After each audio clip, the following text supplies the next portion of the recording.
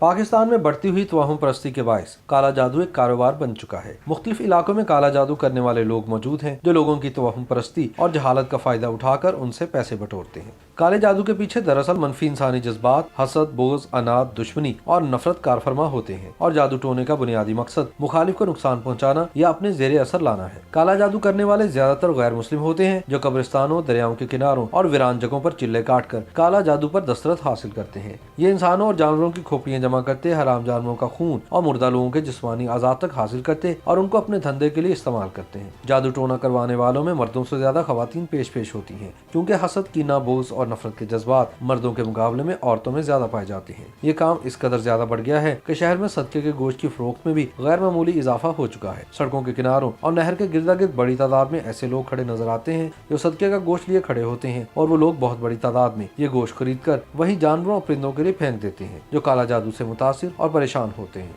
वो लोग जो अपने मुखालिफिन को अपने ज़ेरे असर लाना चाहते हैं या उन्हें किसी किस्म का नुकसान पहुंचाना चाहते हैं, वो काला जादू करने वालों से रुजू करते हैं, जिसके लिए उन्हें काला जादू करने वालों की जायज़ और नाजायज़ शराइत को तस्लीम करना पड़ता है। अमूमी तौर पर काला जादू करने वाले, जिन्हें उर्फ़े आम में आमिल कहा जाता है, उनसे ऐसी चीज़ों का मुतालबा करते हैं जो आसानी से दस्तियाब नहीं होती, मसलन पहाड़ी कौवे का गोश्त, सांप की खाल, मासूम बच्चे का खून, लोमड़ी का सर, बंदर की खोपड़ी वगैरह। चूँकि ये ऐसी शराइत होती हैं जिन्हें पूरा करना साइल के लिए मुमकिन नहीं होता, इसलिए आमिल हजरात इस टास्क के बदले उनसे मुंह मांगी फीस वसूल करते हैं। आमिल हजरात के दफातर नुमा कमरे में अगर जाएं तो वहाँ का माहौल ही इस कदर पुरअसरार और खौफनाक होता है कि पहली मरतबा आने वाला शख्स दहशतज़दा होकर रह जाता है, क्योंकि दफ्तर या कमरा दरअसल ऐसी अंधेरी गार की मानद दिखाई देता है जहाँ पर कहीं बोसीदा खोपड़ी पड़ी है, काले रंग की कोई खाल लटकी होती है और कहीं जानवरों के अजाब पड़े होते हैं। इसी कैफियत में जानलेवा खामोशी हर शय को अपनी लपेट में लिए होती है और माहौल पर ऐसी हैबत छाई होती है कि सांस लेने में घुटन महसूस होने लगती है। यही वो खौफनाक फिजा होती है जिसको पेश करके आमिल हजरात अपने इल्म और अपनी रूहानी ताकत का रोब साइल पर डालते और फिर इसके इवज उनसे पैसे बटोरते